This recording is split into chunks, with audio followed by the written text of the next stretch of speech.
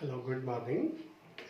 This is my seventh lecture for the August month of 2020. And in the previous lecture, we have discussed about the EMF, terminal potential and potential difference. And in this lecture, we shall discuss about the internal resistance of a cell. We have discussed that when we draw some current from a cell, then the cell is called enclosed circuit and the potential difference between the terminals of the cell is called terminal potential.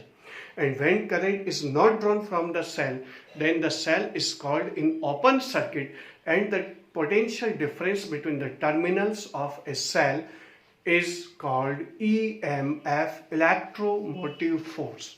And we also have discussed that when a current carrying conductor is taken, then the potential at its first end is always greater than the potential of its second end, because when the current flows through the conductor, the atoms and ions of the conductor offers obstruction in the flow of current, or ions of the cell of ions and atoms of the conductor offers the flow obstruction in the flow of current in the conductor, so the potential continuously decreases. This phenomenon is called fall of potential, and the difference of potential between the two ends of a conducting wire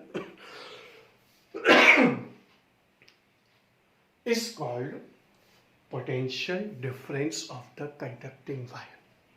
Now we shall discuss about the internal resistance of a cell.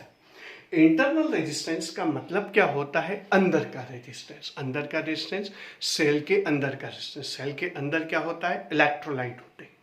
Electrolyte होंगे तो उसके अंदर क्या होगा कि ions वगैरह होंगे, और आयंस वगैरह होंगे तो जब सेल के अंदर हमारे पास करंट फ्लो होती है तो उस फ्लो ऑफ करंट के अंदर वो जो इलेक्ट्रोलाइट है उसके एटम्स और आयंस क्या करेंगे? करंट फ्लो के अंदर ऑब्स्ट्रक्शन ऑफर करेंगे. सेल के इलेक्ट्रोलाइट के एटम्स एंड आयंस. ध्यान देना मेरे वर्ड्स पर. इससे पहले हम लोग बात कर रहे थे कंडक्टिंग वायर के एटम्स एंड आयंस. अब हम लोग बात कर रहे हैं सेल के इलेक्ट्रोलाइट के एटम्स एंड आयंस. तो यहां पर हमारे पास क्या है कि कंडक्टर के अंदर, जैसे मान लो आपके पास जो सेल है वो सेल आपने कंसीडर कर लिया, करंट फ्लो हुई, इसके अंदर जो आयंस और एटम्स है वो क्या करेंगे? करंट फ्लो के अंदर ऑब्स्ट्रक्शन करेंगे, और करंट फ्लो के अंदर ऑब्स्ट्रक्शन होगा तो ऐसी सिचुएशन में इसके पॉजिटिव और नेगेटिव टर्मिनल्स के बीच में जब करंट फ्लो होगी तो एटम्स एंड आयंस उसके ऑब्स्ट्रक्शन ऑफर करेंगे, स्पेशली आयंस, और यही चीज क्या होगी? सेल का इंटरनल रेजिस्टेंस कहलाती है. The obstruction offered by atoms and ions of a cell, electrolyte of a cell is called internal resistance of the cell. यही चीज क्या कहलाती है? इंटरनल रेजिस्टेंस ऑफ सेल कहलाती है. तो ये आपके पास इंटरनल रेजिस्टेंस ऑफ सेल होगा, और इसके अंदर हमारे पास क्या आएगा?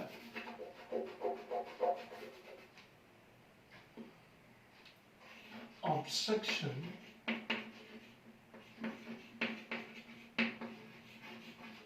offered by atoms or ions of electrolyte of a cell in the flow of current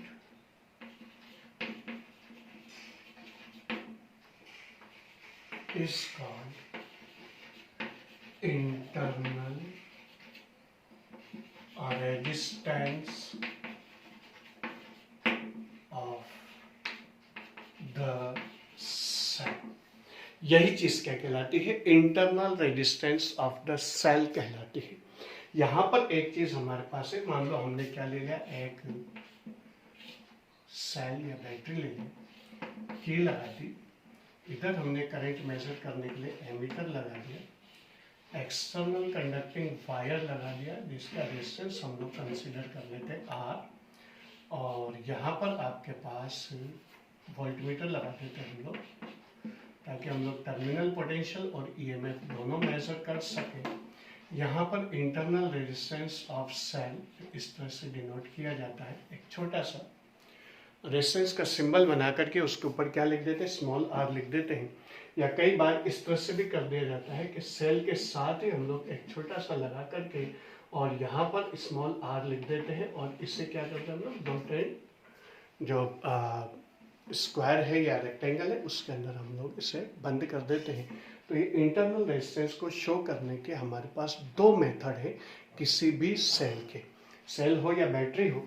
अगर हमारे पास क्या है कि जैसे मान लो आपने या तो ऊपर लिख दो इसके अंदर इंटर जो रेजिस्टेंस लगा करके स्मॉल आर लिख दो, या उसके साथ ही लिख दो, दोनों ही मेथड से हम लोग इसके अंदर करते हैं। अब उसके बाद क्या करेंगे हम लोग कि इसके अंदर ये भी इसके अंदर मेजरमेंट के अंदर रहेगा, स्मॉल आर भी। तो अब सर्किट का टोटल रेजिस्टेंस की जब भी हम लोग बात करेंगे तो वो होगा आपके पास कैपिटल आर और स्मॉल आर। जब हम लोगों ने इसके अंदर क्या कर दिया, जब की को ओपन रखा, कोई करंट फ्लो नहीं होगी, तब ये वोल्टमीटर की जो रीडिंग्स आपको देगी, जो दोनों टर्मिनल्स के बीच का पोटेंशियल डिफरेंस शो कर रही होगी, वो दोनों टर्मिनल्स के बीच का जो पोटेंशियल डिफरेंस है वो आपके पास क्या होगा कि इसके अंदर ईएमएफ कहलाएगा। और उसके बाद मान लो इसके अंदर फ्लो होने वाली करंट का मैग्नीट्यूड हमने एमीटर के थ्रू मेजर किया, वो ई किया। ईएमएफ सेल का हमने ई मेजर किया और पोटेंशियल जो टर्मिनल पोटेंशियल है वो वी मेजर किया।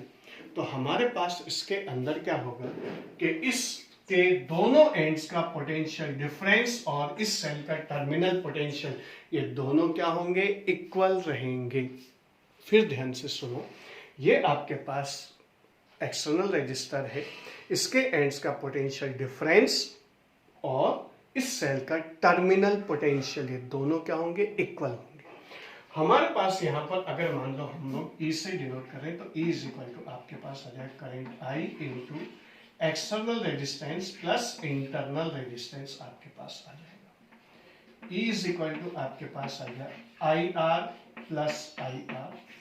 ये चीज टर्मिनल पोटेंशियल हो गया फ्रॉम ओम्स लॉ से। ओम्स लॉ हम लोग जानते हैं, V is equal to I R होता है। किसी भी कंडक्टिंग वायर के अंदर अगर फ्लो होने वाली करंट आई है, वायर का रेजिस्टेंस आर है, तो आपके पास उसका पोटेंशियल डिफरेंस कितना हो जाएगा, V is equal to I R, और यही सेल का टर्मिनल पोटेंशियल के इक्वल रहेगा। तो हमारे पास यहाँ पर क्या हो जाएगा, इससे हम लोग E इज इक्वल टू क्या ले लेंगे, टर्मिनल पोटेंशियल या potential difference of conducting wire plus I R, और फिर उसके बाद आपके पास E minus V is equal to I R, और इंटरनल रेजिस्टेंस आपके पास आ जाएगा E minus V upon I. Internal resistance calculate कैसे करेंगे हम लोग, पहले की लगाएंगे, इसके रीडिंग नोट करेंगे, ईएमएफ आ गया, पहले की आपके पास ओपन रहेगी, तब आपके पास क्या हो जाएगा कि इसके अंदर जो रीडिंग होगी वो ईएमएफ होगा, फिर की लगाएंगे तब टर्मिनल पोटेंशियल होगा, दोनों रीडिंग्स आपके पास आ गई।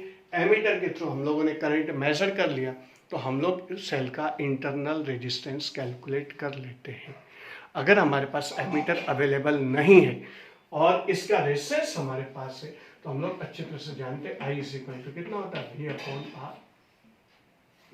यहां से V is equal to I R से, तो आपके पास small r is equal to कितना आ जाएगा, ई माइनस वी अपॉन और V upon are.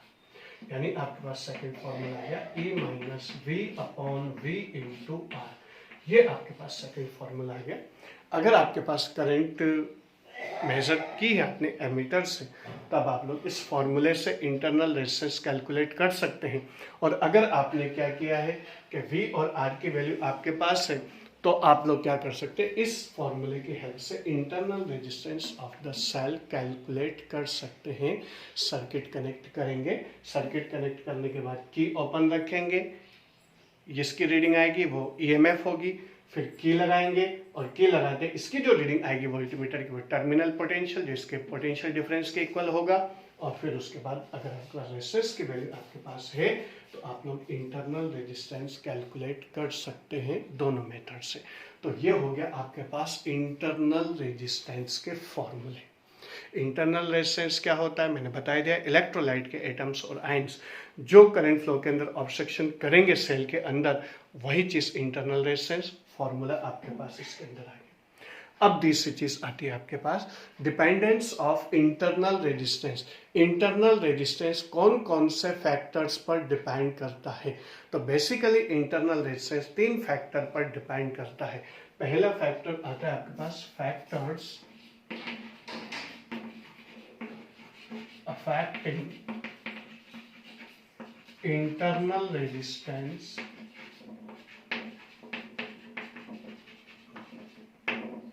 Of a cell.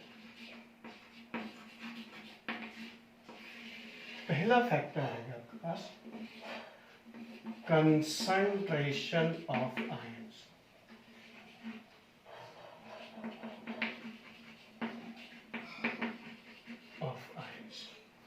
अगर आपके पास कंसंट्रेशन ऑफ आयन ज्यादा है तो इंटरनल रेजिस्टेंस भी क्या होगा? ज्यादा होगा। कंसंट्रेशन ऑफ आयंस अगर आपके पास ज्यादा है, यानी कि पर यूनिट वॉल्यूम के अंदर नंबर ऑफ आयंस या कंसंट्रेशन, अगर आपके पास इलेक्ट्रोलाइट के अंदर आयंस की कंसंट्रेशन ज्यादा है तो सेल का इंटरनल रेजिस्टेंस भी क्या होगा? ज्यादा होगा। समझ में आ गई बात? दूसरी चीज आपके पास इसके अंदर आती है given area of electrodes. Given area of electrodes, electrode का कितना एरिया इलेक्ट्रोलाइट के अंदर डूबा हुआ है, उससे भी इंटरनल रेजिस्टेंस डिसाइड होता है।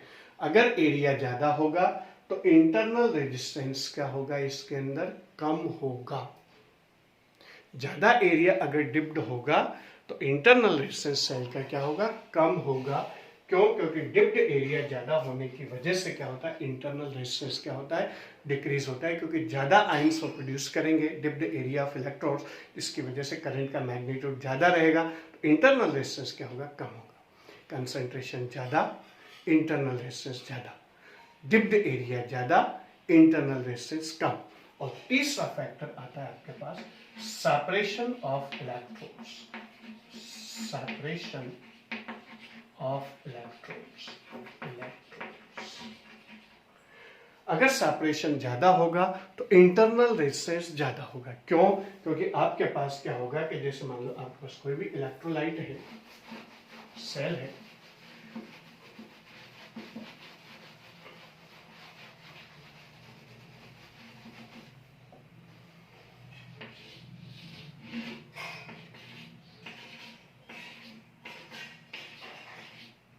इलेक्ट्रोड्स हैं।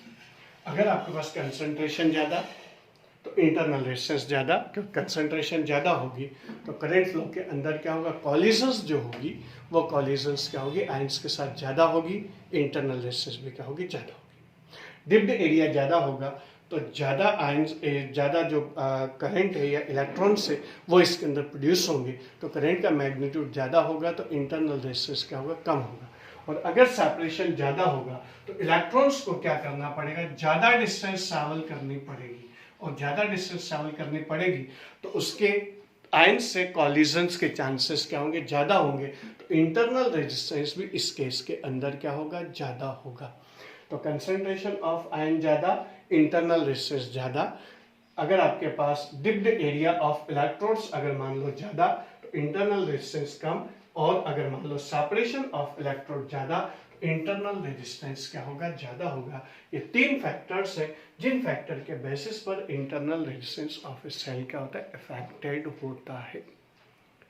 तो ये चीज आपके पास factors affecting the internal resistance of a cell के अंदर आएगा।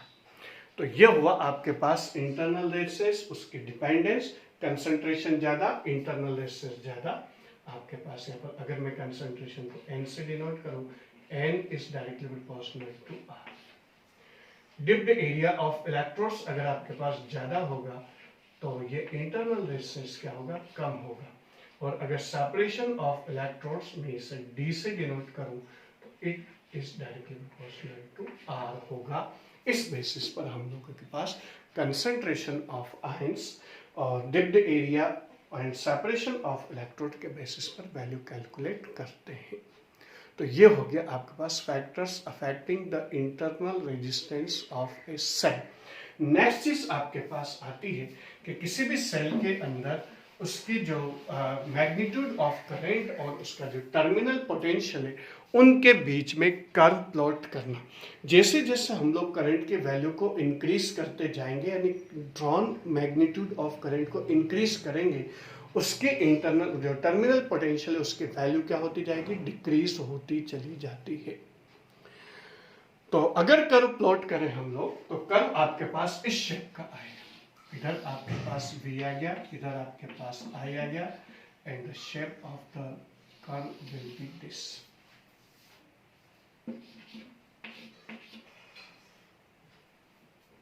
जैसे जैसे करंट की वैल्यू हम लोग ड्रॉन करंट की वैल्यू बढ़ाते जाएंगे, उसकी जो टर्मिनल पोटेंशियल है उसकी वैल्यू क्या होती जाएगी, डिक्रीज होती जाएगी, यानी सेल क्या होता जाएगा, डिस्चार्ज होता जाएगा। होता भी है, हम लोग अच्छी तरह से जानते हैं कि इसके अंदर कोई भी सेल से हम लोग जैसे जैसे मैग्नीट्यूड ऑफ करंट को ड्रॉन करते जाएंगे, बढ़ाते जाएंगे ड्रॉन मैग्नीट्यूड ऑफ करंट को, तो उसकी जो सेल की जो टर्मिनल पोटेंशियल उसकी वैल्यू क्या होती जाएगी, डिक्रीज होती चली जाती है।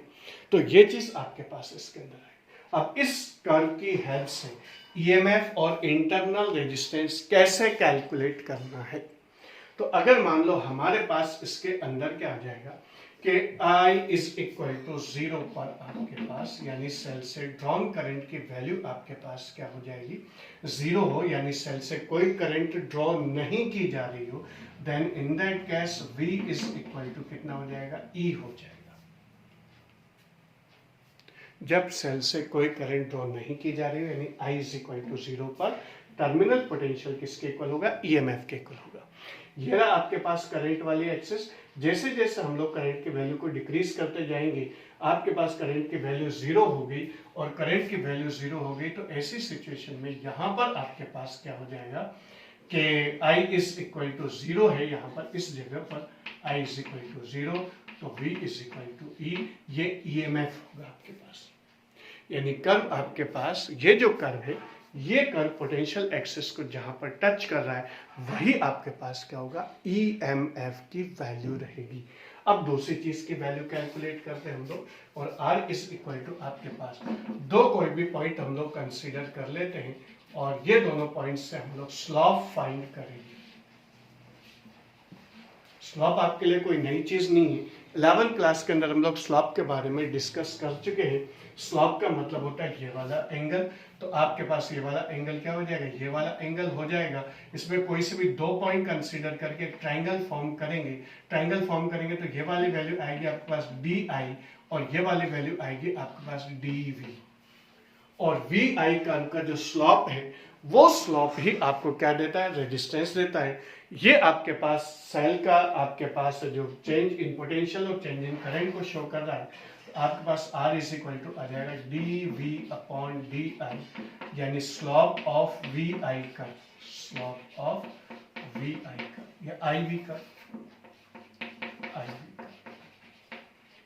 यानी इस कर्व का आप लोग स्लॉप फाइंड करेंगे। स्लॉप फाइंड करने का तरीका हमारे पास बिल्कुल सिंपल है। हम लोग कोई भी दो पॉइंट कंसीडर कर लेंगे, उसके लिए ये वाली आपके पास दोनों पॉइंट्स का डिफरेंस DI, और इन दोनों पॉइंट्स का डिफरेंस कितना हो जाएगा, DV हो जाएगा।